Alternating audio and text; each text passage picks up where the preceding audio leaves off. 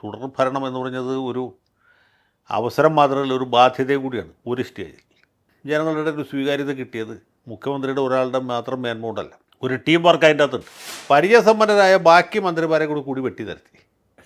ഉദാഹരണത്തിന് ശൈലജ ടീച്ചർ വലിയ ഗ്ലാമറുള്ളൊരു മന്ത്രിയാണ്. പാർലമെൻറ്റ് തെരഞ്ഞെടുപ്പിൽ വലിയ തിരിച്ചടി ഉണ്ടായി. അത് കഴിഞ്ഞ് ലോക്കൽ ബോഡി ഇലക്ഷനിൽ തിരിച്ചടി ഉണ്ടായി. ഇനി കേവലം 3 മാസത്തിനകത്ത് ഈ നഷ്ടപ്പെട്ടു പോയ ജനവിശ്വാസം തിരിച്ചെടുക്കുക സാധ്യമല്ല. CPM-നകത്തുള്ള ചില ആളുകളാണ്, ചില പ്രധാനപ്പെട്ട നേതാക്കന്മാരാണ് അൻവറിനെ കീ കൊടുത്ത് രംഗത്തിറക്കി. പയ്യന്നൂർ രക്തസാക്ഷി ഫണ്ട് തട്ടിപ്പ്, അത് CPM-ൻ്റെ ധാർമ്മിക അടിത്തറക്കേൽപ്പിച്ച ക്ഷതം എത്ര വലുതാണെന്നറിയാമോ? അൻവർ ഉണ്ടാക്കിയേക്കാൾ വലിയ ക്ഷതമാണത് ഉണ്ടാക്കിയത്. പയ്യന്നൂർ പോലെ പാർട്ടിക്കാർക്ക് പ്രാമുഖ്യമുള്ളൊരു സ്ഥലത്ത്. മലപ്പുറം ജില്ലയിൽ ഇപ്പോൾ സ്ഥാനാർത്ഥി പട്ടിക വന്നിട്ടില്ല. ആരായിരിക്കും അവിടെ പാർട്ടിയുടെ സ്ഥാനാർത്ഥികളുടെ വരും? കഴിഞ്ഞ ആഴ്ച വരെ മുസ്ലിം ലീഗിൽ പ്രവർത്തിച്ചുകൊണ്ടിരുന്ന ചില പണച്ചാക്കുകൾ, അവർ വലിയ ചാക്കുമായിട്ട് മാർക്സിസ്റ്റ് പാർട്ടിയുടെ ജില്ലാ ഓഫീസിലേക്ക് ചെല്ലുകയാണ്. ആ പൈസ അവിടെ കൊടുത്തിട്ട് റെസീറ്റ് മേടിക്കല്ല, അതിന് പകരം അവർ സ്ഥാനാർത്ഥിയായിട്ട് വരും. സുധാകരൻ ഒരു മാന്യനായതുകൊണ്ടാണ് പാർട്ടി വിട്ട പുള്ളി കോൺഗ്രസിലേക്ക് പോകാത്തത്. ഐഷ പോറ്റി പോയി, അല്ലെങ്കിൽ PK ശശി പോകാൻ നിൽക്കുന്നു, മറ്റു പലരും പോയേക്കും.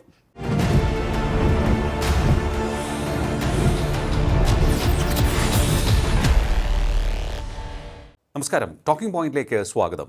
സാധാരണഗതിയിൽ തിരഞ്ഞെടുപ്പ് അടുക്കുമ്പോൾ വിമതസ്വരം ഉയരുകയും അത് തലവേദനയാവുകയും ചെയ്യുന്നത് UDF-നുള്ളിലാണ്. എന്നാൽ ഇക്കുറി അത് ഇടതുപക്ഷത്ത് പ്രകടമായി കാണുകയാണ്. PK ശശി വിഷയമാണ് ഉദ്ദേശിച്ചത്. അതുപോലെ തന്നെ ടേംസും വ്യവസ്ഥകളും ഒക്കെ തന്നെ ഇടതുപക്ഷത്തിൽ, പ്രത്യേകിച്ച് CPM-ൽ ചിലർക്ക് മാത്രമായി റിസർവ് ചെയ്തതാണോ എന്ന സംശയം തോന്നുന്നു. അതായത് വളരെ വ്യക്തമായ അതൃപ്തി CPM-നുള്ളിൽ തലപൊക്കിക്കഴിഞ്ഞു തിരഞ്ഞെടുപ്പിന് മുൻപ് തന്നെ. പരിശോധിക്കാം നമുക്ക് ഈ സാഹചര്യം. നമ്മോടൊപ്പം ചേരുകയാണ് രാഷ്ട്രീയ നിരീക്ഷകൻ അഡ്വക്കേറ്റ് A. ജയശങ്കർ. നമസ്കാരം സാർ, ടോക്കിംഗ് പോയിന്റിലേക്ക് സ്വാഗതം. നമസ്കാരം സാർ, ഈ തിരഞ്ഞെടുപ്പ് അടുക്കും തോറും അതിശയകരമായിട്ടുള്ള ചില തീരുമാനങ്ങൾ ഇടതുമുന്നണിയിലുണ്ടാകുന്നു, അത് പ്രത്യേകിച്ച് CPM-നുള്ളിലുണ്ടാകുന്നു. ആ തീരുമാനത്തിൻ്റെ അടിസ്ഥാനത്തിൽ പല അഭിപ്രായങ്ങളും ഉയർന്നു വരികയും ചെയ്യുകയാണ്. ആദ്യം നമുക്ക് പാലക്കാട് PK ശശി വിഷയം പരിശോധിക്കാമെന്ന് തോന്നുന്നു. PK ശശി വിമത കൺവെൻഷനിൽ പങ്കെടുക്കുന്നു, പാർട്ടി വിടുന്നു, അദ്ദേഹത്തെ പാർട്ടി പുറത്താക്കുന്നു. ഇപ്പോൾ ശക്തമായ രീതിയിൽ താൻ ഇതേ ചുവടുവയ്പ്പുകളുമായി മുന്നോട്ട് പോകുമെന്ന് PK ശശി വ്യക്തമാക്കുകയും ചെയ്തിരിക്കുകയാണ്. എന്തായിരിക്കാം ഇപ്പോൾ CPM-നുള്ളിൽ ഇക്കാര്യത്തിൽ സംഭവിച്ചതെന്നാണ് അങ്ങ് കരുതുന്നത്? അല്ല, ഇത് PK ശശി വിഷയം മാത്രമല്ല, പല സംഭവങ്ങളും സമീപകാലത്തായിട്ട് ഉയർന്നു വരുന്നുണ്ട്. ചിലതൊക്കെ ഈ ലോക്കൽ ബോഡി ഇലക്ഷൻ മുമ്പ് തന്നെ ഉണ്ടായിരുന്നു, ചിലത് ലോക്കൽ ബോഡി ഇലക്ഷന് ശേഷം പുതുതായിട്ട് ശക്തിപ്പെട്ട് വന്നിട്ടുള്ളതാണ്. ചിലത് ഇനിയും അടുത്ത ഘട്ടത്തിൽ പുറത്തു വന്നേക്കാം എന്നെനിക്ക് തോന്നുന്നു. അപ്പോൾ ഇവിടെ സംഭവിക്കുന്നത് എന്താ വെച്ചാൽ, ഈ പാർട്ടിയുടെ പോക്ക് ശരിയായ ദിശയിലല്ല എന്നൊരു തോന്നൽ പാർട്ടി മെമ്പർമാരുടെ ഇടയിലുണ്ട്, അനുഭാവികളുടെ ഇടയിലുണ്ട്, സഹയാത്രികരുടെ ഇടയിലുണ്ട്, പാർട്ടിക്ക് വേണ്ടി കൂലിത്തല്ലിന് പോകുന്ന സാംസ്കാരിക നായകന്മാരുടെ ഇടയിൽ വരെയുണ്ട്. ഇവരൊക്കെ ഇത് ഒളിഞ്ഞ് തെളിഞ്ഞ് ഭംഗ്യന്തരയുടെ പറഞ്ഞു കഴിഞ്ഞു. വ്യാപകമായ അതൃപ്തിയും അസംതൃപ്തിയും പാർട്ടി കേഡർമാരുടെ ഇടയിലുണ്ട്. ഈ തുടർ ഭരണം എന്ന് പറഞ്ഞത് ഒരു അവസരം മാത്രമല്ല, ഒരു ബാധ്യതയും കൂടിയാണ്. ഒരു സ്റ്റേജിൽ അവസരം എന്ന് വെച്ചാൽ ജനങ്ങൾക്ക് വേണ്ടി ഉപകാരപ്രദമായ കാര്യങ്ങൾ ചെയ്യാനുള്ള അവസരം, അതുവഴി പാർട്ടിയുടെ ബഹുജന അടിത്തറ, മുന്നണിയുടെ ബഹുജന അടിത്തറ, മുന്നണിക്കും പാർട്ടിക്കും ജനങ്ങളുടെ ഇടയിലുള്ള വിശ്വാസ്യത, ഇതൊക്കെ വീണ്ടെടുക്കാനുള്ളൊരു അവസരമാണ്. അതിലെ ബാധ്യത, അതിൽ ഒളിഞ്ഞിരിക്കുന്ന അപകടം എന്ന് പറയുന്നത് ഈ power corrupts, absolute power corrupts absolutely എന്ന് പറഞ്ഞ സംഭവമാണ്. 5 കൊല്ലത്തേക്ക് ജനങ്ങളെ ഏൽപ്പിച്ച അധികാരം നമുക്കറിയാം, 5 കൊല്ലം കഴിയുമ്പോൾ അത് വിചാരണ ചെയ്യപ്പെടും, എതിർ പാർട്ടി അധികാരത്തിൽ വരും. അപ്പോൾ നമ്മൾ ചെയ്ത ചെയ്തികൾ നിയമപരമായ തലത്തിലും രാഷ്ട്രീയ തലത്തിലും ഒക്കെ ചോദ്യം ചെയ്യപ്പെടും എന്ന് തോന്നലുണ്ടാവും. നേരെ മറിച്ച് 10 കൊല്ലമാകുമ്പോഴത്തേക്കും ഈ ആത്മവിശ്വാസം ഏതാണ്ട് അഹങ്കാരത്തിൻ്റെ ഒരു തലത്തിലെത്തുകയും നമ്മൾ എന്ത് ചെയ്താലും ആളുകൾ സഹിക്കും, നമുക്ക് എന്ത് ചെയ്യാം എന്ന ഒരു ധിക്കാരമായിട്ട് മാറും. അപ്പോൾ അതാണ് ഇതിൻ്റെ അകത്ത് അടിസ്ഥാനപരമായിട്ടുള്ള പ്രശ്നം. പിന്നെ ഈ 5 കൊല്ലത്തെ ഭരണം ജനങ്ങളുടെ ഒരു സ്വീകാര്യത കിട്ടിയത് മുഖ്യമന്ത്രിയുടെ ഒരാളുടെ മാത്രം മേന്മകൊണ്ടല്ല, ഒരു ടീം വർക്ക് അതിൻ്റെ അകത്തുണ്ട്. മാത്രവുമല്ല, കഴിവ് തെളിയിച്ച പ്രഗത്ഭരായ പരിചയമുള്ള മന്ത്രിമാർ, ഉദാഹരണത്തിന് തോമസ് ഐസക്, അതെ, G. സുധാകരൻ, AK ബാലൻ, C. രവീന്ദ്രനാഥ്, ഇങ്ങനെയുള്ള ആളുകൾ. പിന്നെ വളരെ സീനിയറായിട്ടുള്ള EP ജയരാജൻ. അതുമാത്രമല്ല, ഇനിയിപ്പോൾ ഇത്രയും പേരെ മാറ്റി നിർത്തിയാൽ പിന്നെ മന്ത്രിസ്ഥാനത്തേക്ക് പരിഗണിക്കപ്പെടേണ്ടിയിരുന്ന, അല്ലെങ്കിൽ പരിഗണിക്കപ്പെടാവുന്ന ആളുകൾ, 3, 4 തവണയൊക്കെ MLA-മാരായിരുന്ന ആളുകൾ. ഉദാഹരണത്തിന് നമ്മുടെ റാന്നിയിലെ രാജു എബ്രഹാം, അതെ, തീർച്ചയായും മന്ത്രിസ്ഥാനത്തേക്ക് പരിഗണിക്കപ്പെടേണ്ടിയിരുന്ന ഒരാളാണ് അടുത്ത ഘട്ടം. അല്ലെങ്കിൽ ഏറ്റുമാനൂർ സുരേഷ് കുറുപ്പ്, അതുമല്ലെങ്കിൽ നേരത്തെ മന്ത്രിയായിട്ടുള്ള ആളാണ് എറണാകുളത്തു നിന്നുള്ള S. ശർമ്മ. ശരിയാണ്. അല്ലെങ്കിൽ ഗുരുവായൂരെ KV അബ്ദുൽ ഖാദർ, അല്ലെങ്കിൽ പ്രദീപ് കുമാർ കോഴിക്കോട്ടെ, ഇങ്ങനെ പല ആളുകളുണ്ടായിരുന്നു. ഇവരെല്ലാവരെയും തിരഞ്ഞെടുപ്പിന് മുമ്പ് തന്നെ വെട്ടി നിരത്തി. അവർക്ക് ആർക്കും മത്സരിക്കാൻ സീറ്റ് കിട്ടുന്നില്ല. പാർട്ടി ഒരു പുതിയ മാനദണ്ഡം കൊണ്ടുവരികയാണ്. 2 തവണ തുടർച്ചയായിട്ട് മത്സരിച്ച് ജയിച്ചവർക്ക് ഇനി സീറ്റില്ല. കേൾക്കുമ്പോൾ ശരിയാണ്, നല്ല കാര്യമല്ലേ. സ്ഥിരമായിട്ട് ചില ആളുകളിങ്ങനെ ചില മണ്ഡലങ്ങൾ അട്ടിപ്പേറാക്കി വെച്ച് അവിടെ നിന്ന് മത്സരിച്ച് അവർ ജയിച്ച് അവർ മാത്രം ജയിച്ച് അവരിങ്ങനെ മന്ത്രിമാരായിട്ട് ഇങ്ങനെ ഛത്രചാമര പരിബീജിതരായിട്ട് പോകേണ്ട ആവശ്യമില്ലല്ലോ. എല്ലാവർക്കും അവസരം കിട്ടണ്ടേ. ഇതിലേക്ക് ഫ്രഷ് ബ്ലഡ് വരേണ്ട ആവശ്യമുണ്ട് എന്ന് നമ്മൾ വിചാരിച്ചു. പക്ഷേ ഇലക്ഷൻ കഴിഞ്ഞപ്പോൾ എന്ത് പറ്റി? പരിചയസമ്പന്നരായ ബാക്കി മന്ത്രിമാരെ കൂടി വെട്ടി നിരത്തി. ഉദാഹരണത്തിന് ശൈലജ ടീച്ചർ വലിയ ഗ്ലാമറുള്ളൊരു മന്ത്രിയാണ്. അതല്ലെങ്കിൽ AC മൊയ്തീൻ, അതുപോലെ TP രാമകൃഷ്ണൻ, MM മണിക്ക് പിന്നെ പ്രായാധിക്യമുണ്ടെന്ന് പറയാം, കടകംപള്ളി സുരേന്ദ്രൻ, ഇവരെല്ലാവരും മാറ്റിയാണ്. എന്നിട്ട് പുതിയ ഒരു സെറ്റ് ആളുകളെ കൂട്ടുന്നു. ഇവരെല്ലാവരും തന്നെ പരിചയസമ്പത്ത് കുറഞ്ഞവരാണ്. ഈ മന്ത്രിസഭയിൽ മുഖ്യമന്ത്രി കഴിഞ്ഞാൽ പിന്നെ പരിചയസമ്പന്നരായ 2 മന്ത്രിമാരുള്ളൂ. ഒന്ന് AK ശശീന്ദ്രൻ, മറ്റത് കൃഷ്ണൻകുട്ടി. ബാക്കി എല്ലാവരും പുതുമുഖങ്ങളാണ്. അപ്പോൾ തീർത്തും പുതുമുഖങ്ങളായ ഇൻഎക്സ്പീരിയൻസ്ഡ് ആയിട്ട് ആളുകളെ വെച്ചിട്ട് മന്ത്രിസഭ ഉണ്ടാകും. അതേക്കുറിച്ച് വ്യാപകമായ മുറുമുറുപ്പ് ഉണ്ടാകും. അതുമാത്രമല്ല, ഇങ്ങനെ ചെയ്തതിൻ്റെ പുറകിലുള്ള ചേതോവികാരം മറ്റ് പലതുമാണ്. പുതുമുഖങ്ങൾക്ക് അവസരം കൊടുക്കുക എന്നുള്ളതല്ല. മുഖ്യമന്ത്രിയുടെ മരുമകനെ പാർട്ടിക്കകത്തും മന്ത്രിസഭയിലും മുന്നണിയിലും ഉയർത്തിക്കൊണ്ടുവരുന്നതിൻ്റെ ഭാഗമായിട്ടാണ് എന്ന ഒരു മർമറിങ് ക്യാമ്പയിൻ അന്നു മുതൽക്ക് ഇന്നേ ദിവസം വരെയും ഇവിടെ പ്രാബല്യത്തിലുണ്ട്. അദ്ദേഹത്തിന് പെട്ടെന്ന് കിട്ടിയ ഒരു സ്വീകാര്യത, അദ്ദേഹത്തിന് കിട്ടിയ പദവി എന്ന് വെച്ചാൽ ചെറിയ വകുപ്പല്ലല്ലോ. സാധാരണ ഈ പുതുതായിട്ട് മന്ത്രിമാരാകുന്ന DYFIക്കാർക്ക് കൊടുക്കുന്ന സ്പോർട്സ്, യുവജനക്ഷേമം പോലുള്ള വകുപ്പുകളാണ്. ഇതങ്ങനെയല്ല. പൊതുമരാമത്ത് വകുപ്പ്, അതിന് പുറമെ ടൂറിസം വകുപ്പ്, അങ്ങനെ വരുന്നത് തന്നെ വലിയ വകുപ്പിലാണ്. മറ്റ് മന്ത്രിമാരാണെങ്കിൽ താരതമ്യേന അപ്രാപ്തരും കാര്യശേഷി കുറഞ്ഞവരുമാണ് എന്നവർ ഈ 5 കൊല്ലം കൊണ്ട് മിക്കവാറും തെളിയിച്ചു. അതിൽ വളരെ അപൂർവം ചിലർ മാത്രമേ, ഇപ്പോൾ K രാജൻ അല്ലെങ്കിൽ P രാജീവ്, ഇങ്ങനെ 1-2 പേര് മാത്രമേ ശരാശരിയെങ്കിലും എത്തിയുള്ളൂ. ബാക്കിയുള്ളവരൊക്കെ വളരെ ദയനീയമാണ്. അപ്പോൾ ദയനീയ പരാജയങ്ങളായി മാറിയ ഒരു സംഘം മന്ത്രിമാർ. അപ്പോൾ സർക്കാരിൻ്റെ മൊത്തത്തിലുള്ള പ്രതിച്ഛായ പോകുന്നു. പരാജയം സുനിശ്ചിതമാണ് എന്നൊരു തോന്നലുണ്ടാകുന്നു. കാരണം പാർലമെൻറ്റ് തെരഞ്ഞെടുപ്പിൽ വലിയ തിരിച്ചടി ഉണ്ടായി. അത് കഴിഞ്ഞ് ലോക്കൽ ബോഡി ഇലക്ഷനിൽ തിരിച്ചടി ഉണ്ടായി. ഇനി കേവലം 3 മാസത്തിനകത്ത് ഈ നഷ്ടപ്പെട്ടു പോയ ജനവിശ്വാസം തിരിച്ചെടുക്കുക സാധ്യമല്ല, സംഭവ്യമല്ല. അപ്പോൾ കലാപക്കൊടി ഉയർത്താൻ ഏറ്റവും പറ്റിയ സമയമാണ്. അതെ. ഈ കലാപക്കൊടി എവിടെ നിന്നാണ് ഉയരുന്നതെന്നറിയാമോ? ശരിക്കും പറഞ്ഞാൽ പാർലമെൻറ്റ് തെരഞ്ഞെടുപ്പിൻ്റെ തൊട്ട് പിന്നാലെയാണ് PV അൻവർ കലാപക്കൊടി ഉയർത്തി വരുന്നത്. അതിനുമുമ്പ് അൻവർ പിണറായി വിജയൻ്റെ ഏറ്റവും വിശ്വസനായിരുന്നു. അദ്ദേഹം കലാപക്കൊടി ഉയർത്തിയത് ലിയോ, ശ്രദ്ധിച്ചു കേൾക്കണം, അതെ, അദ്ദേഹത്തിൻ്റെ വ്യക്തിപരമായ ഒരു അജണ്ട ആയിരുന്നില്ല. ഞാൻ മനസ്സിലാക്കി കൊടുത്തുള്ളൂ, അല്ലെങ്കിൽ വളരെ വിശ്വാസയോഗ്യമായ വൃത്തങ്ങളിൽ നിന്ന് കിട്ടിയ അറിവ് പ്രകാരം, അല്ലെങ്കിൽ അൻവർ തന്നെ പിന്നീട് തുറന്നു പറഞ്ഞിട്ടുള്ള പോലെ CPMനകത്തുള്ള ചില ആളുകളാണ്, ചില പ്രധാനപ്പെട്ട നേതാക്കന്മാരാണ് അൻവറിനെ കീ കൊടുത്ത് രംഗത്തിറക്കിയത്. പിന്നെ അൻവറിന് അത് അങ്ങ് വരെ എത്തിക്കാനുള്ള ഒരു ത്രാണി ഇല്ലാത്തതുകൊണ്ട്, അദ്ദേഹത്തിന് ആർട്ടിക്കുലേഷൻ ഇല്ലാത്തതുകൊണ്ട് അത് പൊളിഞ്ഞു പോയി. അദ്ദേഹത്തിൻ്റെ പദ്ധതി പാളിസായി. പക്ഷേ അൻവർ ഏൽപ്പിച്ച ക്ഷതം വളരെ വലുതായിരുന്നു. ഈ കേരളത്തിലെ പോലീസിനെ കുറിച്ച് അത് സംഘി പോലീസാണ്, RSS ആണ് നിയന്ത്രിക്കുന്നത്, പിണറായി വിജയൻ തന്നെ RSSൻ്റെ ഏജൻ്റാണെന്നൊക്കെ പറഞ്ഞ് ഈ ന്യൂനപക്ഷ സമുദായക്കാർക്കിടയിൽ പൊതുവിലും മുസ്ലിം ന്യൂനപക്ഷത്തിൻ്റെ ഇടയ്ക്ക് പ്രത്യേകിച്ചും LDFൻ്റെ പ്രതിച്ഛായ കളങ്കം വരുത്തുന്നതിൽ ഏറ്റവും വലിയ പങ്ക് വഹിച്ച ആൾ ഈ PV അൻവറാണ്. അൻവർ UDFലേക്ക് പോകുന്നു. അവിടുത്തെ വല്ല പ്രശ്നങ്ങളൊക്കെ വരണ്ടായി. അത് കഴിഞ്ഞ് നിലമ്പൂർ ഉപതെരഞ്ഞെടുപ്പ് നടക്കുന്നു. അവിടെ ത്രികോണ മത്സരം ഉണ്ടായിട്ട് പോലും LDF സ്ഥാനാർത്ഥി തോൽക്കും. അത് കഴിഞ്ഞിട്ടാണ് ലോക്കൽ ബോഡി ഇലക്ഷനിലേക്ക് പോകുന്നത്. അപ്പോൾ ഇതിനിടക്കുള്ള സമയത്ത് സംഭവിക്കുന്നതെന്ന് വെച്ചാൽ ഇപ്പോൾ ഐഷ പോറ്റിയെ പോലെ അസംതൃപ്തരായി നിൽക്കുന്ന മാർക്സിസ്റ്റ് നേതാക്കൾ, മുൻ MLAമാർ, അവരൊക്കെ പരസ്യമായിട്ട് രംഗത്ത് വരാൻ തുടങ്ങി. ഇത് അറിയപ്പെടുന്ന ആളാണ് ഐഷ പോറ്റി, അല്ലെങ്കിൽ അറിയപ്പെടുന്ന ആളാണ് അൻവർ. അറിയപ്പെടാത്ത എത്രയോ ആളുകൾ. PS രാജേന്ദ്രൻ എന്ന് പറഞ്ഞ മുൻ ദേവികുളം MLA, അങ്ങനെ വലിയ ഹൈ പ്രൊഫൈലുള്ള ആളൊന്നുമല്ല, പട്ടികവർഗ്ഗക്കാർക്ക് അല്ലെങ്കിൽ പട്ടികജാതിക്കാർക്ക് സംവരണം ചെയ്ത തമിഴ് ന്യൂനപക്ഷക്കാരനായ ഒരു മനുഷ്യൻ. ഒരു തവണ ജില്ലാ പഞ്ചായത്ത് പ്രസിഡൻ്റായിരുന്നു, 3 തവണ MLA ആയിരുന്നു. ആ മനുഷ്യൻ പെട്ടെന്ന് ഒരു ദിവസം റിവോൾട്ട് ചെയ്ത് പുറത്തു വരികയാണ്. അദ്ദേഹം വളരെ കഴിഞ്ഞിട്ടാണ് പിന്നെ BJPയിൽ ചേർന്നതെങ്കിൽ പോലും ആ റിവോൾട്ട് നേരത്തെ ഉണ്ട്. അപ്പോൾ ഞാൻ പറഞ്ഞ ഒറ്റപ്പെട്ട സംഭവമല്ല. ഇപ്പോൾ PK ശശിയുടെ കാര്യത്തിലും സംഭവിക്കുന്നതാണ്. ശശി നേരത്തെ അസംതൃപ്തനാണ്. ശശിക്ക് 5 കൊല്ലമേ കിട്ടിയുള്ളൂ MLA ആയിട്ട്. അത് കഴിഞ്ഞപ്പോൾ ഒരു സമാശ്വാസ സമ്മാനമായിട്ടാണ് അദ്ദേഹത്തെ KTDC ചെയർപേഴ്സണായിട്ട് വെച്ചത്. അവിടെയും പുള്ളി തൃപ്തനായിരുന്നില്ല. അതുകൊണ്ട് ആദ്യം കിട്ടിയ അവസരത്തിൽ അദ്ദേഹം വിമതനായിട്ട് മാറി. ഇനി വേറൊന്ന് പറയാം.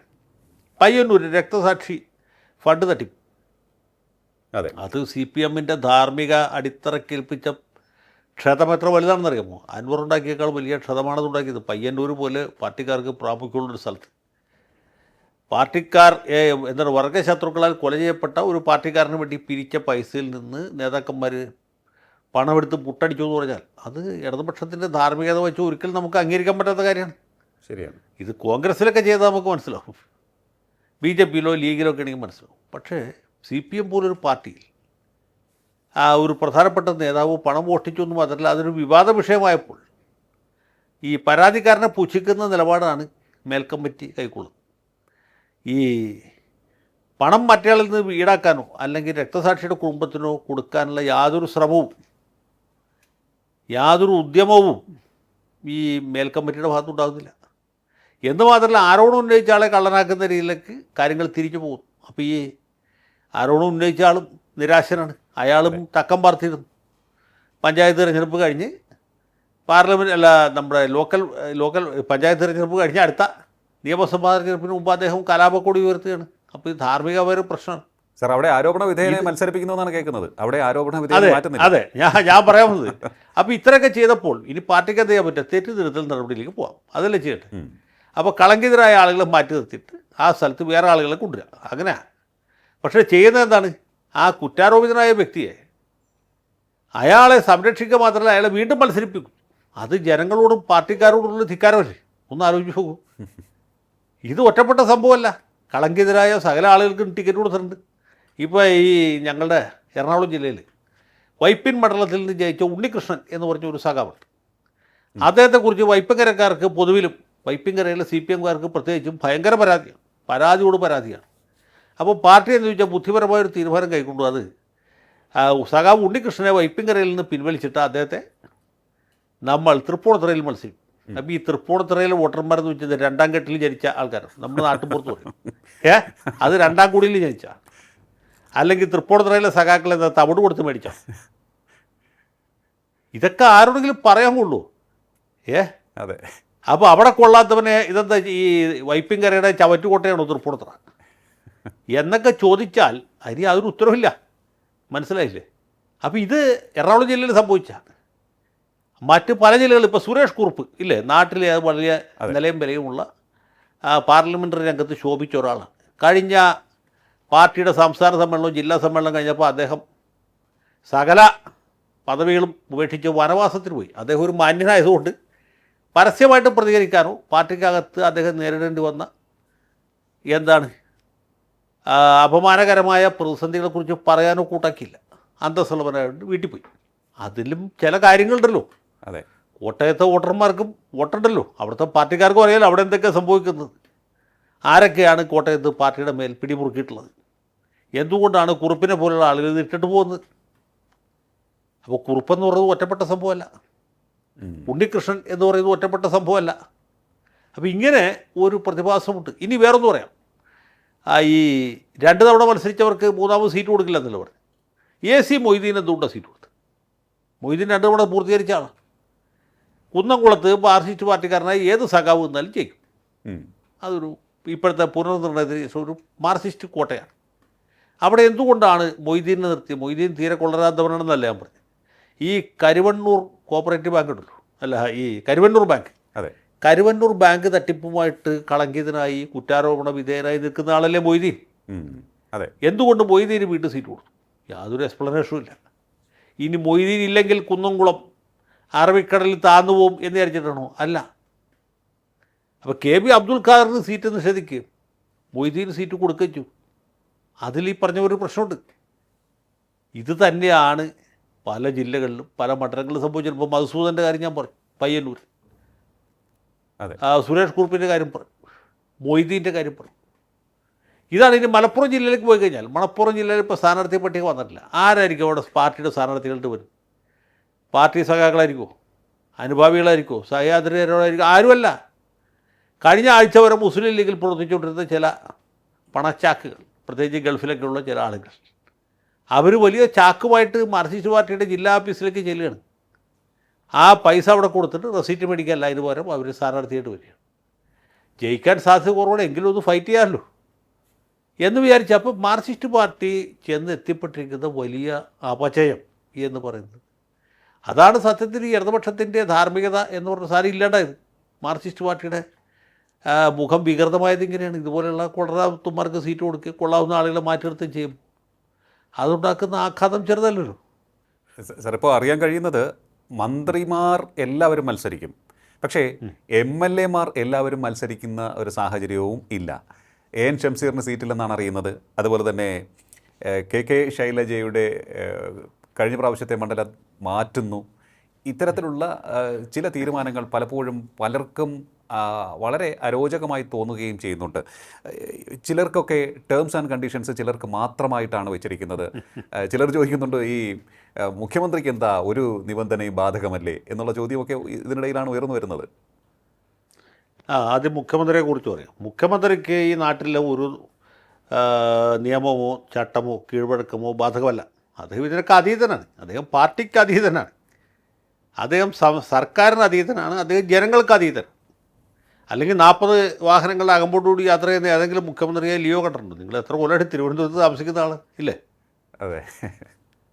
എനിക്ക് ഓർമ്മ വെക്കാത്ത C. അച്യുതമേനോനാണ് കേരളത്തിലെ മുഖ്യമന്ത്രി. അദ്ദേഹത്തിന് എസ്കോർട്ട് കാറൊക്കെ ഉണ്ടായിരുന്നു. അന്ന് മാർക്സിസ്റ്റുകാരുടെ അക്രമം ഭയങ്കരമായിട്ട് നടക്കുന്ന കാലമാണ്. ഈ KSRTC ബസ്സിന് അള്ളു വയ്ക്കുക, അല്ലെങ്കിൽ കല്ല് വലിച്ചെറിയുക, ഇങ്ങനെയൊക്കെയുള്ള പല കലാപരിപാടികൾ നടത്തിക്കൊണ്ടിരിക്കുന്നത്. അപ്പോൾ എസ്കോർട്ട് വേണം, അല്ലാണ്ട് മന്ത്രിമാർക്ക് റോട്ടിൽ ഇറങ്ങാൻ പറ്റില്ല. വളരെ സാധുവായ സാധാരണക്കാരനായ TK ദിവാകരന് ഒരു എസ്കോർട്ട് ഉണ്ട്. കാരണം സഖാക്കൾ എന്തിനും സന്നദ്ധരായിട്ട് നിൽക്കണം, ആസിഡ് ബൾബൊക്കെ ആയിട്ട് നിൽക്കുകയാണ്. ഓക്കെ. അന്ന് വേണമായിരുന്നു. പിന്നീട് കരുണാകരനായപ്പോൾ എസ്കോർട്ടും പൈലറ്റ് പോയി. മുമ്പിൽ പൈലറ്റ്, പുറകിൽ എസ്കോർട്ട്. നയനാർ വന്നപ്പോൾ ഇതൊന്നും ഉണ്ടായില്ല. അച്യുതാനന്ദനും ഉണ്ടായിരുന്നില്ല. അച്യുതാനന്ദൻ എസ്കോർട്ടൊക്കെ ഉണ്ടായിരുന്നു. പക്ഷേ ഇന്നത്തെ പോലെ കവചിത വാഹനത്തിൻ്റെ മുന്നിലും പിന്നിലും അകമ്പടി സേവിച്ച് പോകുന്നൊരു മുഖ്യമന്ത്രി കേരളം ഇതുവരെ കണ്ടിട്ടില്ല. വേലുത്തമ്പി തലവയുടെ കാലം മുതൽക്കും ഇങ്ങോട്ട് നോക്കും, ഒരിക്കലും ഉണ്ടായിട്ടില്ല. മഹാരാജാവ് തിരുമനസിനും ഉണ്ടായിരുന്നില്ല ഇത്ര അകമ്പടി. കാരണം അദ്ദേഹം സാധാരണ മനുഷ്യരാണല്ലോ. അന്നദാതാവായ പൊന്നുതമ്പുരാനെ അപായപ്പെടുത്താനൊന്നും തിരുവനന്തപുരത്ത് ആരും ആഗ്രഹിച്ചിരുന്നില്ല. എന്തിനും മർദ്ദകനായിരുന്ന CP രാമസ്വാമിയർക്ക് പോലും ഉണ്ടായിരുന്നില്ല. അപ്പോൾ അത് ഒരു ഭാഗത്ത് നടക്കും. അത് കൂടാതെ ഇത് ചില ആളുകൾക്ക് മാത്രം നിയമങ്ങൾ ബാധകം. ഇപ്പോൾ AN ഷംസീർ 2 തവണ പൂർത്തീകരിച്ചു, അവിടെ ഇനി അയാൾക്ക് സീറ്റില്ല. അതിൻ്റെ കാരണം എന്താ? M. ഷംസീർ എന്ന് പറഞ്ഞ നമ്മുടെ സ്പീക്കർ, അയാൾ യുവജന രംഗത്ത്, വിദ്യാർത്ഥി രംഗത്ത്, യുവജന രംഗത്ത് കൂടി വന്ന ആൾ, ചെറുപ്പക്കാരനാണ്. 2 തവണ ജയിച്ചു. ഇനി മത്സരിച്ചാലും ജയിക്കും. അപ്പോൾ അടുത്ത പ്രാവശ്യം അദ്ദേഹത്തിന് എന്തെങ്കിലും പരിഗണന കൊടുക്കേണ്ടി വരും.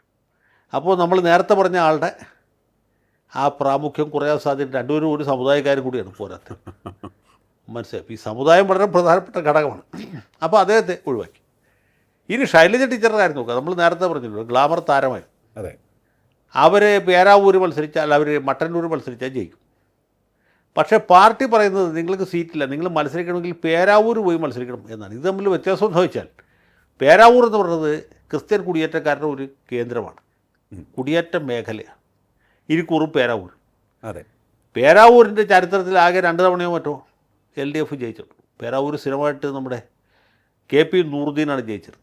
പിന്നെ നൂറുദ്ദീനെ തോൽപ്പിച്ച് NCPയുടെ ഒരു നേതാവ് കുറച്ച് ഒരു 5 കൊല്ലം.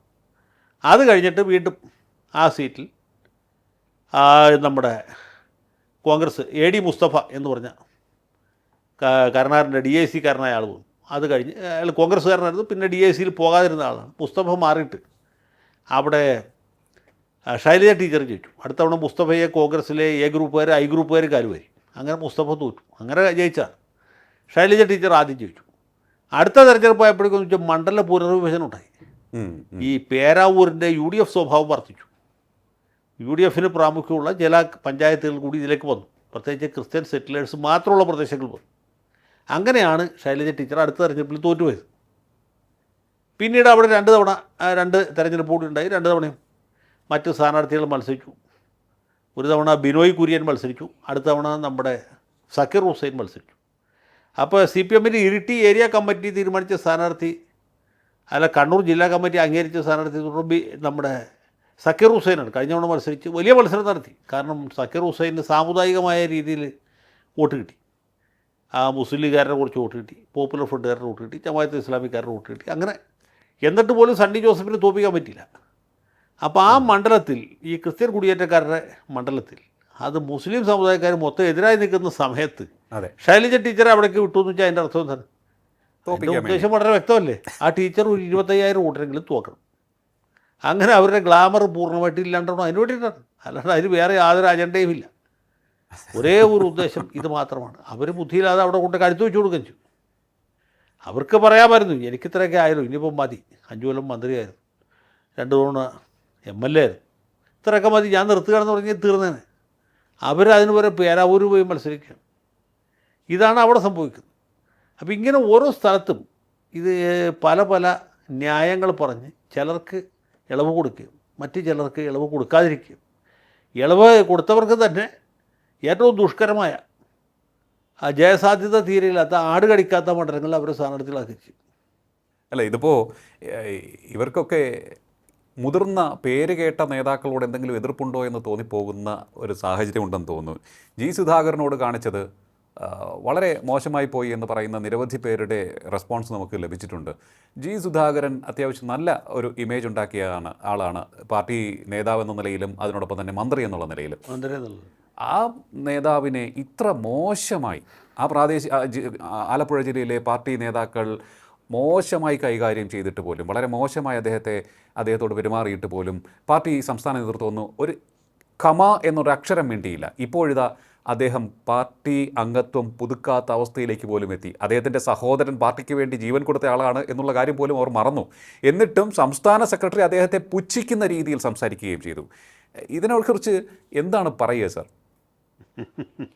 അല്ല, ഇതൊക്കെ സംഭവിക്കും. ഈ പഴുത്ത പ്ലാവിൽ വീഴുമ്പോൾ പച്ചപ്ലാവിൽ ചിരിക്കുന്നു പറയില്ല. ആലപ്പുഴയെ സംബന്ധിച്ചുള്ള ഇത് പുതിയ കാര്യമൊന്നുമല്ല. ഈ ജി സുധാകരനേക്കാളും ത്യാഗസമ്പന്നരായി എത്രയോ നേതാക്കന്മാർ ആലപ്പുഴയിൽ ഇതുപോലെ ഒന്നുമല്ലാതെ കറിവേപ്പില പോലെ ഉപേക്ഷിക്കപ്പെട്ടു. ഗൗരിയമ്മയുടെ രാഷ്ട്രീയ ജീവിതവും അന്ത്യവും നമ്മുടെ മനസ്സിലുണ്ട്. അതെ അതെ അതെ. അച്യുതാനന്ദൻ്റെ നമ്മുടെ മനസ്സിലുണ്ട്. അതിനു മുമ്പ് KV പത്രോസിനെ പോലെ, സ്റ്റാലിൻ പത്രോസ് എന്ന് പറഞ്ഞ വലിയ നേതാവുണ്ട്. അദ്ദേഹം എങ്ങനെയാണ് പാർട്ടിയിൽ നിന്ന് പോയത്, അദ്ദേഹത്തിൻ്റെ ജീവിതാന്ത്യം എങ്ങനെയായിരുന്നു, ഇതൊക്കെ വലിയ സംഭവമാണ്. സുഗതൻ, അദ്ദേഹത്തോളം ത്യാഗധരനായ ഏത് കമ്മ്യൂണിസ്റ്റുകാരൻ്റെ രാജ്യത്തുണ്ട്, അദ്ദേഹത്തിൻ്റെ സ്ഥിതി എന്തായിരുന്നു? അപ്പോൾ അതുകൊണ്ട് പത്രോസിൽ ആരംഭിച്ച് സുഗതൻ സാറിൽ കൂടി വളർന്ന് ഗൗരിയമ്മയിലും അച്യുതാനന്ദനിലും എത്തിച്ചേർന്ന ഒരു പൈതൃകം ആലപ്പുഴ പാർട്ടിക്കുണ്ട്. അതിലെ ഒരു അവസാനത്തെ, അല്ലെങ്കിൽ ഇതുവരെയുള്ളതിൽ അവസാനത്തെ ഇരയാണ്, ഏറ്റവും ഒടുവിലത്തെ ഇരയാണ് ജി സുധാകരൻ. ജി സുധാകരൻ എന്ന് പറഞ്ഞാൽ അദ്ദേഹം കഴിവ് തെളിയിച്ച ഒരു മന്ത്രിയായിരുന്നു, 2 തവണ മന്ത്രിയായിരുന്നു, 2 തവണയും സത്യസന്ധമായിട്ട് പ്രവർത്തിച്ചാണ്. അദ്ദേഹത്തെക്കുറിച്ച് ശത്രുക്കൾക്ക് പോലും ഒരു കുറ്റം പറയാൻ പറ്റില്ല. അങ്ങനെ ഒരു മനുഷ്യൻ മാത്രമല്ല, ഈ മരാമത്ത് വകുപ്പിൽ അദ്ദേഹം തുടങ്ങി വെച്ച പദ്ധതികൾ പൂർത്തീകരിച്ചാണ് നമ്മുടെ മരുമകൻ മന്ത്രി ഗ്ലാമറായത്. അങ്ങനെ ഉണ്ടല്ലോ. അതെ. അപ്പോൾ ഇതൊക്കെ കഴിഞ്ഞിട്ട് അതും പോട്ടെ, അതൊക്കെ നമുക്ക് മനസ്സിലാക്കാം. ഇനിയിപ്പോൾ അദ്ദേഹത്തിന് സീറ്റ് കൊടുത്തില്ല, അദ്ദേഹം മത്സരിച്ചില്ല, MLA ആയില്ല, വേണ്ട. ഒരു നേതാവിനോട് മിനിമം കാണിക്കേണ്ട ഒരു റെസ്പെക്റ്റ് ഇല്ലേ? അതെ. അതുമല്ല, ഈ തെരഞ്ഞെടുപ്പ് കഴിഞ്ഞ് ഉടനെ തെരഞ്ഞെടുപ്പിന് മുമ്പ് തന്നെ ഞാൻ പറയാം, ഈ അമ്പലപ്പുഴ മണ്ഡലത്തിൽ ജി സുധാകരൻ്റെയും ഇപ്പോഴത്തെ MLA H സലാമിൻ്റെയും കൂടി പോസ്റ്ററുകൾ ഒട്ടിച്ചു. ആ ചില നേതാക്കന്മാരുടെ നേതൃത്വത്തിൽ പാർട്ടി അനുഭാവികളായ ആളുകൾ, പാർട്ടിക്ക് വേണ്ടി കൂടി തല്ലി നടക്കുന്ന ചില ആളുകൾ ആ പോസ്റ്ററുകൾ പരസ്യമായിട്ട് കീറിക്കളയും. പരസ്യമായിട്ട്. ഏത് തെരഞ്ഞെടുപ്പിന് മുമ്പ്, തെരഞ്ഞെടുപ്പിന് ശേഷമല്ല. അതെ. അത് കഴിഞ്ഞ് ഇലക്ഷൻ കഴിഞ്ഞപ്പോൾ H സലാം എന്ന് പറഞ്ഞ ജയിച്ച MLAക്ക് മുൻ തെരഞ്ഞെടുപ്പിൽ ജി സുധാകരന് കിട്ടിയ അത്ര വോട്ട്, അത്ര ഭൂരിപക്ഷം കിട്ടിയില്ല എന്നൊരു പ്രശ്നമുണ്ടായി. അത് ശരിയുമാണ്. സുധാകരന് കിട്ടിയ വോട്ട് സലാമിന് കിട്ടുമല്ലോ, കിട്ടണം നിർബന്ധമില്ലോ. ചിലപ്പോൾ കൂടുതൽ കിട്ടും, ചിലപ്പോൾ കുറച്ച് കിട്ടും. ഇനി നമ്മൾ നോക്കിക്കഴിഞ്ഞാൽ ആലപ്പുഴ ജില്ലയിൽ പൊതുവേ തന്നെ CPM ജയിച്ച, അല്ലെങ്കിൽ ഇടതു മുന്നണി ജയിച്ച മിക്കവാറും സീറ്റുകളിലും മുൻ തെരഞ്ഞെടുപ്പിനെ അപേക്ഷിച്ച് ഭൂരിപക്ഷത്തിൽ വലിയ കുറവ് സംഭവിച്ചിട്ടുണ്ട്. ആലപ്പുഴയിൽ സംഭവിച്ചിട്ടുണ്ട്, ചേർത്തലയിൽ സംഭവിച്ചിട്ടുണ്ട്, അരൂർ സംഭവിച്ചിട്ടുണ്ട്, കായംകുളത്ത് സംഭവിച്ചിട്ടുണ്ട്, അമ്പലപ്പുഴയിൽ സംഭവിച്ചിട്ടുണ്ട്. അതുമാത്രമല്ല, ഈ ഭൂരിപക്ഷത്തിൽ ഏറ്റവും കുറവ് ഇടിവ് സംഭവിച്ചിട്ടുള്ള അമ്പലപ്പുഴയിലാണ്. ആലപ്പുഴയിലൊക്കെ ഭീകരമായ ഇടിവാണ് സംഭവിച്ചത്. അപ്പോൾ അതെന്തുകൊണ്ട് സംഭവിച്ചു? ആലപ്പുഴ ജില്ലയിൽ പൊതുവേ തന്നെ LDFന് അത്ര ഗുണകരമല്ലാത്ത, സുഖകരമല്ലാത്ത എന്തോ ഒരു സാഹചര്യം ഉണ്ടായിരുന്നു എന്നാണ് അതിൻ്റെ അർത്ഥം. അല്ലാതെ മനഃപൂർവ്വമായിട്ട് പാർട്ടിക്കാർ വോട്ടും മാറ്റി ചെയ്തു എന്ന് വിചാരിക്കാൻ പറ്റില്ല. ഇനി അങ്ങനെ വിചാരിച്ചാൽ തന്നെയും എന്തുകൊണ്ട് മറ്റൊരു മണ്ഡലത്തിലും ഇല്ലാത്ത രീതിയിൽ ഈ തെരഞ്ഞെടുപ്പ് കഴിഞ്ഞ ഉടനെ ജി സുധാകരനെതിരെ നടപടിയെടുത്തു? അത് വലിയ ചോദ്യമല്ലേ. സുധാകരനെതിരെ അന്വേഷണം നടത്തി.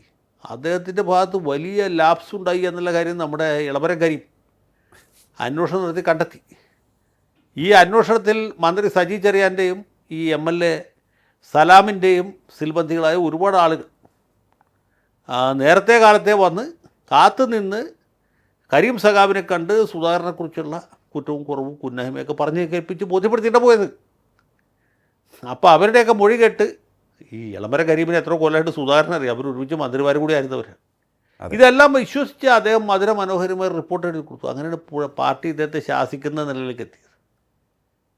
പിന്നീട് പുന്നപ്ര വയലാർ സമരത്തിൻ്റെ വാർഷികം നടക്കുന്നു. സുധാകരനെ വിളിക്കുന്നില്ല. ഇപ്പം ജില്ലയിലും ജീവിച്ചിരിക്കുന്നതിൽ ഏറ്റവും മുതിർന്ന നേതാവാണ്. അല്ലെങ്കിൽ അദ്ദേഹം തന്നെ മുൻകൈയെടുത്ത് പണി തുടങ്ങി വെച്ച പെരുമ്പളം പാലം, കേരളത്തിലെ ഏറ്റവും വലിയ പാലങ്ങളിലൊന്ന്, അതിൻ്റെ ഉദ്ഘാടനം നടക്കുന്നു. ഈ ഉദ്ഘാടനത്തിലേക്ക് അദ്ദേഹത്തിൻ്റെ പേര് വയ്ക്കാതെ നോട്ടീസ് അടിക്കും. പിന്നെ അത് വിഷയമായതിനു ശേഷം ഇദ്ദേഹം പാർട്ടി വിട്ട് പോയേക്കുമെന്ന് തോന്നിയപ്പോൾ അദ്ദേഹത്തെ വീട്ടിൽ പോയി വിളിക്കും. എന്നിട്ട് മുഖ്യാതിഥിയായിട്ട് പങ്കെടുപ്പിക്കാം എന്ന് പറയും. അപ്പോൾ ഈ നിലയിലേക്ക് കാര്യങ്ങൾ പോയിരിക്കുന്നു. ഏറ്റവും സത്യസന്ധരായ ഒരു നേതാവിന് സംഭവിച്ച ഒരു ദുർവിധിയാണ്. അപ്പോൾ സുധാകരൻ ഒരു മാന്യനായതുകൊണ്ടാണ് പാർട്ടി വിട്ട പുള്ളി കോൺഗ്രസിലേക്ക് പോകാത്തത്. ഐഷ പോയി, അല്ലെങ്കിൽ PK ശശി പോകാൻ നിൽക്കുന്നു, മറ്റു പലരും പോയേക്കും. ഈവൻ BJPയിലേക്ക് പോകുന്നില്ല. ഇടതുമുന്നണിയുടെ പ്രവർത്തകർ, നേതാക്കന്മാർ. ഇപ്പോൾ 2 തവണ വൈക്കത്തെ MLA ആയിരുന്ന അജിത്ത്, അദ്ദേഹം വെറും ഒരു അജിത്തല്ല, മുൻ MLA നമ്മുടെ MK കേശവൻ്റെ മകനും മുൻ MLA P നാരായണൻ്റെ അനന്തരവനുമാണ്. അങ്ങനെയുള്ള ഒരാൾ പാർട്ടിയുമായിട്ടുള്ള എല്ലാ ബന്ധവും വിച്ഛേദിച്ച് BJPയിലേക്ക് പോവുകയാണ്. അപ്പോൾ ഇതൊക്കെ എങ്ങനെ സംഭവിക്കും? ഇതൊക്കെ ആലോചിക്കട്ടെ. എന്തുകൊണ്ട് ഇവരൊക്കെ വിട്ടുപോകും? ചെറിയ ആളുകളല്ലോ. അപ്പോൾ ഇങ്ങനെയൊക്കെ ഉള്ള ഒരു കാലഘട്ടത്തിൽ കൂടിയാണ് നമ്മുടെ ഇടതുപക്ഷ പ്രസ്ഥാനം ഇപ്പോൾ കടന്നു പോകുന്നത്. അതിൽ പാർലമെൻ്ററി ദുർമോഹം, അല്ലെങ്കിൽ പണം തുടർന്നുള്ള ആക്രാന്തം, പദവികൾക്ക് വേണ്ടിയുള്ള നെട്ടോട്ടം, ഇതൊക്കെ കൂടി ചേർന്നിട്ടാണ്. അപ്പോൾ കമ്മ്യൂണിസ്റ്റ് പാർട്ടിക്ക് അതിൻ്റെ കമ്മ്യൂണിസ്റ്റ് സ്വഭാവം നഷ്ടപ്പെട്ടിരിക്കുന്നു എന്നുള്ളതാണ് ഇതിൻ്റെ ഒരു ആകത്തുക. സർ, ഒരു കാര്യം കൂടി ചോദിച്ചോട്ടെ. അതായത് ഇപ്പോൾ ആദ്യം കേട്ടത് VS-നെ പോലുള്ള നേതാക്കളെ, തെക്ക് നിന്നുള്ള നേതാക്കളെ ഒതുക്കുന്നു. അതിന് പിന്നാലെ നമുക്ക് കാണാൻ കഴിയുന്ന തെക്ക് നിന്ന് മാത്രമല്ല, അങ്ങ് കണ്ണൂർ മലബാർ മേഖലയിൽ നിന്നുള്ള നേതാക്കളെയും ഒതുക്കുന്നവരുടെ പട്ടികയിൽ വരികയാണ്. ഈ P ജയരാജൻ, അതുപോലെ തന്നെ PK ശ്രീമതി തുടങ്ങിയ മുതിർന്ന നേതാക്കൾ.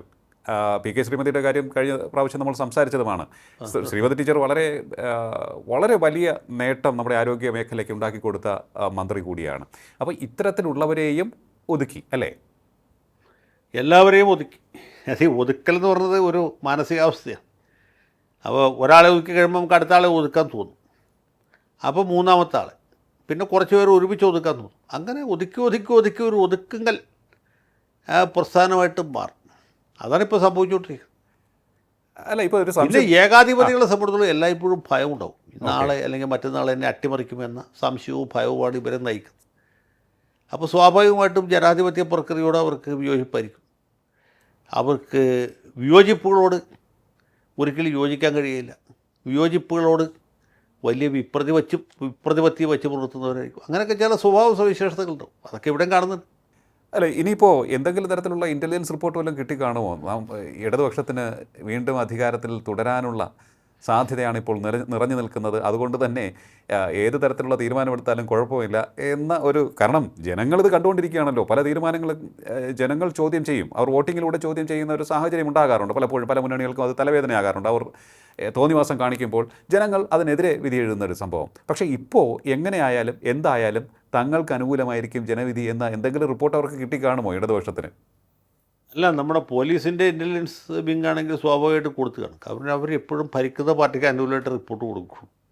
അത് കൊടുക്കുന്ന പോലീസുകാർക്ക് തന്നെ അറിയാം ഇത് ശുദ്ധ അസംബന്ധമാണ്, തെരഞ്ഞെടുപ്പ് കഴിയുമ്പോൾ ഇതിൻ്റെ നേരെ വിപരീതമായിട്ടുള്ള റിസൾട്ട് വരികയുള്ളൂ എന്ന്. അപ്പോൾ അത് വിജിലൻസുകാരുടെ ഒരു സാധാരണ രീതിയാണ് ഇങ്ങനെയുള്ള റിപ്പോർട്ടുകളെ കൊടുത്ത ആളുകളെ കുഴിയിലിറക്കുക എന്നുള്ളത്. ഇത്തവണ അവർ വളരെ സ്വാഭാവികമായ രീതിയിൽ അല്ലെങ്കിൽ സ്തുത്യർഹമായ രീതിയിൽ അത് നടപ്പാക്കി എന്ന് മാത്രം വിചാരിച്ചാൽ മതി. ഓക്കെ, ഏതായാലും ഇത്തരത്തിലുള്ള തീരുമാനങ്ങൾ ഇടതുപക്ഷം ഇങ്ങനെ എടുക്കുമ്പോൾ പലപ്പോഴും ആശ്ചര്യം തോന്നാറുണ്ട്. അത് സ്വാഭാവികമാണ്. പാർട്ടി ഇടതുപക്ഷം എന്നുള്ള ലേബലിൽ നിന്നും CPM മാറിയിരിക്കുന്നു എന്ന വിലയിരുത്തലാണ് ഇവിടെ വരുന്നത്. ഇടതുപക്ഷത്തിന് ഒരു കാരണവശാലും അനുയോജ്യമല്ലാത്ത തീരുമാനങ്ങൾ, നടപടികൾ അതിങ്ങനെ വന്നുകൊണ്ടേയിരിക്കുന്നു. കഴിഞ്ഞ കുറേ നാളുകളായി വന്നു തുടങ്ങിയിട്ട് ഇപ്പോഴത് കടുപ്പിച്ചുകൊണ്ടിരിക്കുകയാണ് എന്ന സംശയമാണ് വന്നുകൊണ്ടിരിക്കുന്നത് എന്നുള്ളതാണ് നമുക്ക് നിലവിലെ സാഹചര്യം വിലയിരുത്തുമ്പോൾ മനസ്സിലാക്കാൻ സാധിക്കുന്നതെന്ന് തോന്നുന്നു. വളരെയധികം നന്ദി സർ, ഇത്ര സമയം ടോക്കിംഗ് പോയിൻറ്റുമായി സംസാരിച്ചത്. നമസ്കാരം. ടോക്കിംഗ് പോയിൻറ്റിൻ്റെ ഈ അധ്യായം ഇവിടെ പൂർണ്ണമാകുന്നു. ഇനി അടുത്ത എപ്പിസോഡിൽ കാണാം നമുക്ക്. നമസ്കാരം.